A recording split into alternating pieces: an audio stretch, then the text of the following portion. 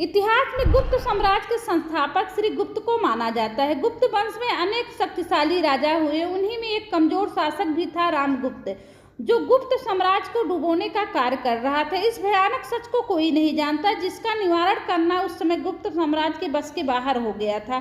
इसी जानकारी को आपके साथ इस वीडियो में शेयर करते हैं। तो चलिए जानते हैं उस वास्तविक सच के बारे में। एक बार जब शकों के द्वारा गुप्त साम्राज्य के लिए संकट का समय उत्पन्न कर दिया गया, तब गुप्त साम्राज्य के शासक रामगुप्त ने अपनी पत्नी ध्रुव देवी को शकों को सौंपने का निश्चय कर लिया।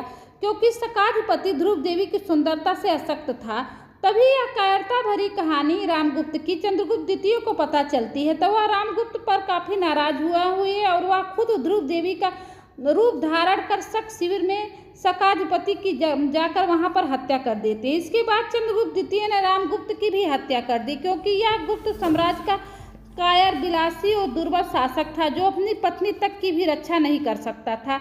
रामगुप्त को मारकर चंद्रगुप्त द्वितीय ने बाद में ध्रुव देवी से शादी कर ली, जिसका उल्लेख गुप्त अभिलेखों में चंद्रगुप्त द्वितीय की रानी के रूप में किया गया है। चंद्रगुप्त द्वितीय 380 से 415 ईस्वी तक शासन किया, ऐसा गुप्त अभिलेखों से पता चलता है। चंद्रगुप्त द्वितीय समुद्रगुप्त के पुत्र थे। गुप्त वंश की तीसरी पीढ़ी के ये शासक थे। चंद्रगुप्त द्वितीय के शासनकाल में गुप्त काल अपने चरम पर पहुंचा था। चीनी यात्री फाहियान चंद्रगुप्त द्वितीय के शासनकाल में ही भारत आए थे।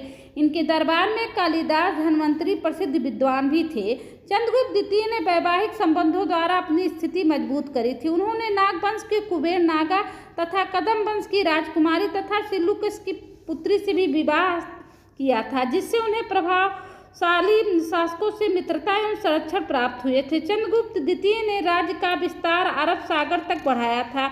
उसने शक शासक रुद्रसेन को भी हरा दिया था। चंद्रगुप्त द्वितीय के समय में पाटलिपुत्र एवं उज्जैनी विद्या के प्रमुख केंद्र थे। उसके बाद मालवा, काड़ीवार गुप्त के अंग बन गए थे। उज्जैन को अपनी दूसरी राजधानी भी बनाया था। चंद्रगुप्त द्वितीय ने अपनी पराक्रम से गुप्त साम्राज्य को चौमुखी विकास भी किया था और यश में भी वृद्धि की थी। चंद्रगुप्त द्वितीय के काल में कला, विज्ञान एवं संस्कृति के क्षेत्र में महत्वपूर्ण उपलब्धियां भी हासिल की थी। चंद्रगुप्त द्वितीय ने विदेशों से भी व्यापारिक संबंध स्थापित की थी। उसने अपने शासनकाल में सोने की बड़ी मात्रा में सिक्के भी जारी किया था। चंद्रगुप्त द्वितीय के शासनकाल को भारतीय इतिहास में शांति, समृद्धि तथा सांस्कृतिक पुनर्जागरण के समय के रूप में याद किया जाता है। गुप्त साम्राज्य के विस्तार और सुदृढ़ीकरण में उनके योगदान ने एक ऐसे काल की नींव रखी, जो काफी समय तक प्रशंसा के साथ देखा जाएगा। आज बस इतना ही, आगे मिलूंगी नेक्स्ट वीडियो में। Thanks for watching.